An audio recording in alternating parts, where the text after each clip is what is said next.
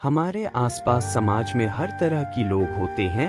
कुछ जो हमें प्यार करते हैं और सही सलाह देते हैं, जबकि कुछ लोग ऐसे भी होते हैं जिनका काम हर बात में नुक्स निकालना होता है और हमें नीचा दिखाना होता है। कई बार ऐसे व्यक्तियों का सामना करना काफी मुश्किल हो जाता है, क्योंकि हमें वह तरीका ही नहीं पता कि किस प्रकार से ऐसे व्यक्तियों का सामना किया जाए ताकि उनसे हमारे रिश्ते भी खराब ना हो और उन्हें उनकी इस आदत का अच्छा जवाब भी मिल जाए। जो भी दुष्ट प्रकार के व्यक्ति होते हैं, वह कमियों को देखने और सुधारने के स्थान पर केवल और केवल दूसरे के आत्मविश्वास पर वार करते हैं ताकि सामने वाला व्यक्ति प्रभावित हो जाए और जीवन में सफलता हासिल ना कर पाए। इस प्रकार के व्यक्तियों से हमेशा सावधान रहने की आवश्यकता होती है, क्योंकि वे केवल अपनी इच्छा पूर्ति के लिए इस प्रकार का व्यवहार कर देते हैं। आइए बुद्ध सन्यासी और उनके शिष्य की यह कहानी सुनते हैं कि यदि कोई व्यक्ति आपको नीचा दिखा रहा है तो उससे किस प्रकार का व्यवहार करना चाहिए। कहानी शुरू करने से पहले चैनल को सब्सक्राइब जरूर कर लें।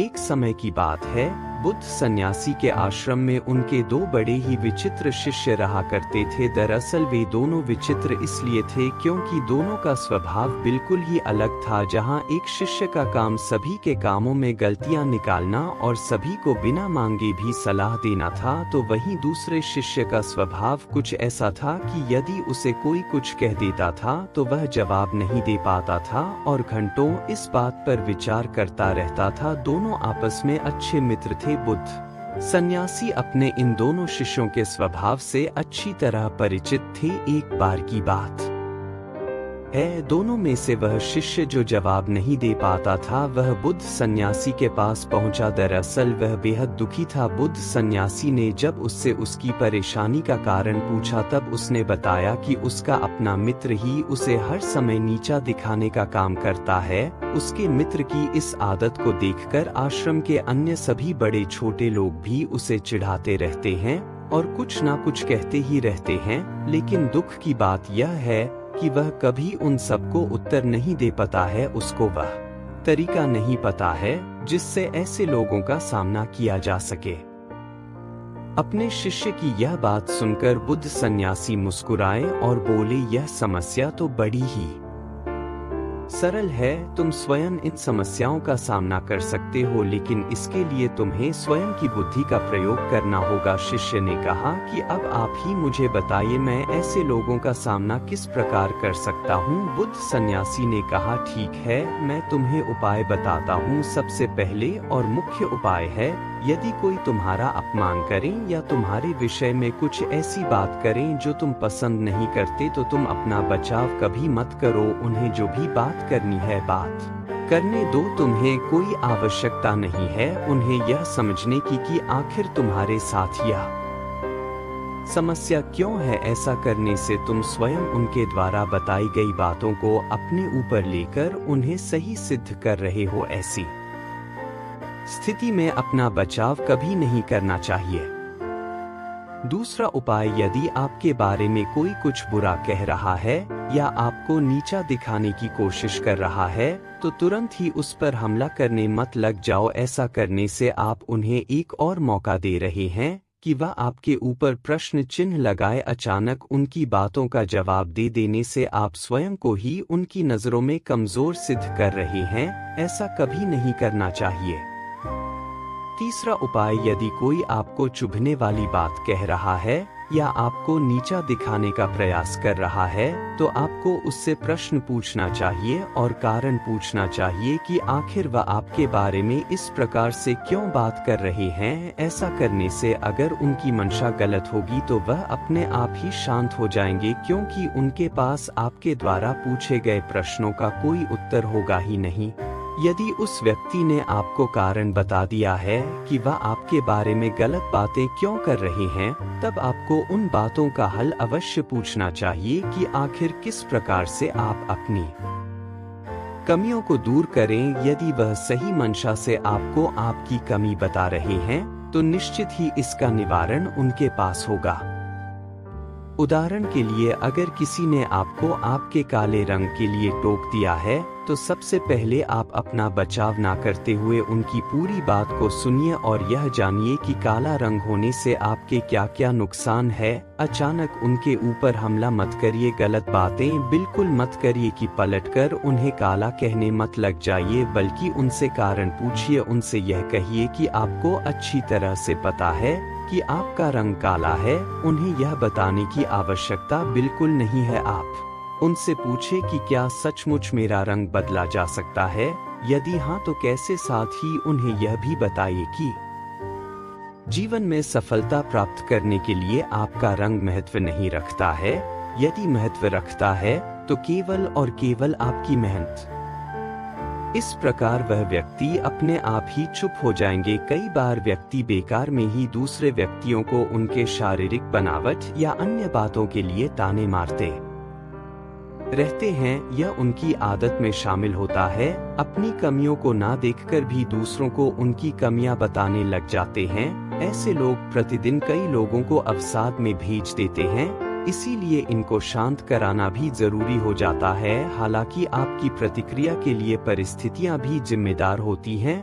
कई बार कुछ लोग आपको नीचा दिखाने के लिए नहीं बल्कि आपकी भलाई के लिए आपको महत्वपूर्ण बातें बताते हैं। ऐसे में अगर आप उनको जवाब देते हैं या रोकते हैं तो आपका ही नुकसान है। आमतौर पर हमारे आसपास 3 तरह के लोग होते हैं जो अधिकार के साथ हमारी कमियों या गलतियों को हमें बता सकते हैं, और हमें इन तीनों तरह के लोगों से अलग अलग प्रकार का स्थिति के अनुसार व्यवहार करना पड़ता है।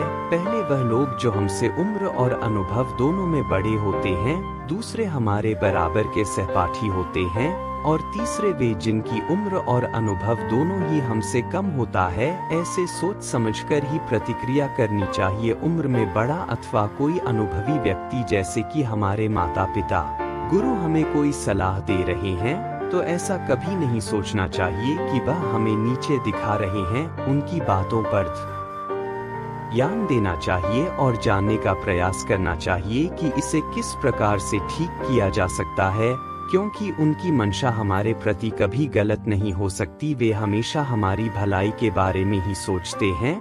यदि हम उम्र या सहपाठी किसी बात को लेकर आपको नीचा दिखाने का प्रयास कर रहे हैं तो पहले उनकी बात को ध्यान से सुन लेना चाहिए और फिर इस पर विचार करना चाहिए। यदि आपको लगता है कि इस कमी में सुधार करके आपकी भलाई हो सकती है, तभी कोई प्रतिक्रिया करनी चाहिए।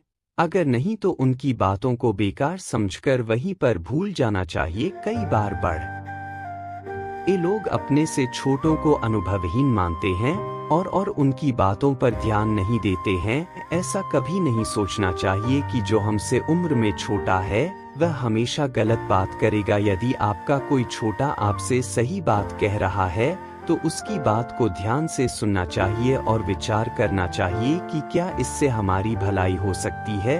यदि हाँ तो उसी अनुसार प्रतिक्रिया करनी चाहिए।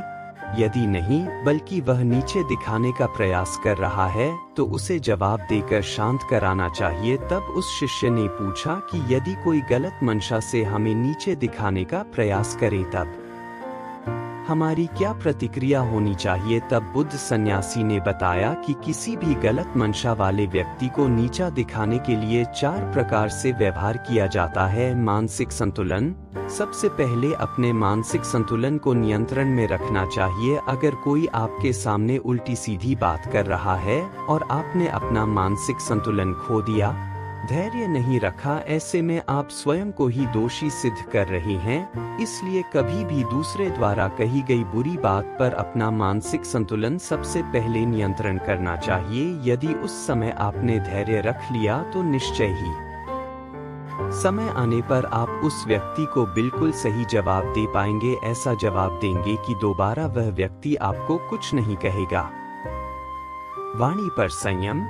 कोई आपको नीचा दिखाने वाली बात कर रहा है तो उसके बात को धैर्य पूर्वक सुन लेना चाहिए और अपनी वाणी पर संयम रखना चाहिए। कई बार व्यक्ति दूसरे द्वारा कही गई बुरी बातों पर अपनी वाणी का संयम खो देते हैं और सामने वाले व्यक्ति को गाली अथवा बुरी बातें कहने लग जाते हैं। ऐसा कभी नहीं करना चाहिए। हमेशा अपनी वाणी पर संयम रखना चाहिए, क्योंकि ऐसा करने से आपके ऊपर कोई दोष नहीं लगेगा। कहीं ना कहीं सामने वाले व्यक्ति को अनुभव होगा कि यह तो मुझे कुछ नहीं कह रहा है, इसके आगे बोलना ठीक नहीं है, उसे बात का कोई फर्क ही नहीं पड़ता। इस प्रकार आप चुप रहकर भी सामने वाले व्यक्ति को नीचा दिखा सकते हैं। ऐसा व्यवहार है जो कि बुद्धिमान व्यक्तियों द्वारा सबसे अधिक प्रयोग किया जाता है। यदि कोई व्यक्ति आपकी बेइज्जती कर रहा है और आपके बारे में बुरी बातें करके आपको नीचा दिखाने का प्रयास कर रहा है, तो इसके लिए दो तरीके हैं। आप इन तरीकों का प्रयोग करके उन्हें अच्छा जवाब दे सकते हैं। पहला, उस व्यक्ति को ऊंचा दिखाकर नीचा दिखाना। किसी व्यक्ति को ऊंचा दिखाकर नीचा दिखाना बड़ा ही सरल होता है। यदि कोई आपकी बेइज्जती कर रहा है, आपकी शारीरिक बनावट के बारे में बुरा कह रहा है या ऐसा कह रहा है कि आपकी लंबाई बहुत कम है, तो आपको इस बात का उत्तर कुछ ऐसे देना चाहिए कि आप और आपके परिवार की सभी लोग बहुत लंबे हैं। निश्चित ही उन्हें जीवन के किसी क्षेत्र में मेहनत करने की आवश्यकता नहीं है कि आप लोगों को सफलता तो आपकी लंबाई देखकर ही मिल जाती है। सुनते ही वह व्यक्ति अपने आप में ही शांत हो जाएगा और दोबारा किसी को भी कुछ नहीं कहेगा।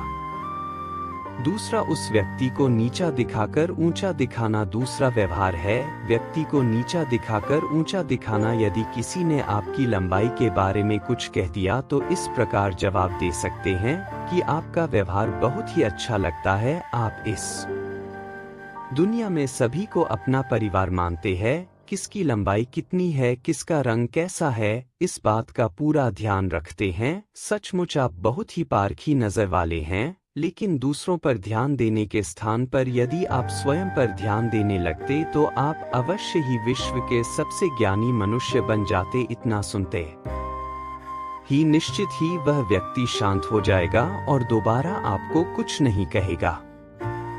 चौथे प्रकार के व्यवहार को हम प्रति निवारण के नाम से जानते हैं।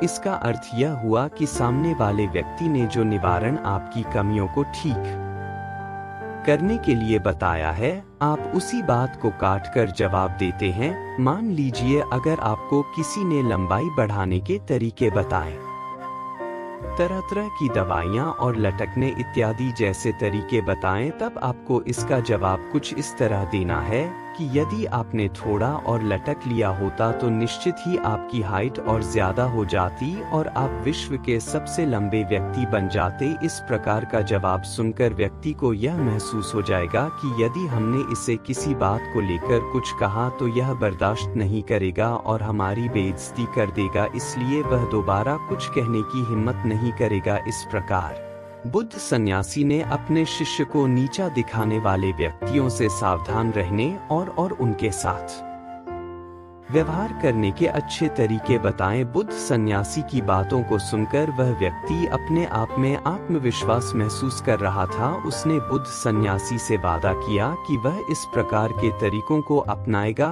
और दूसरों को कभी स्वयं का अपमान नहीं करने देगा।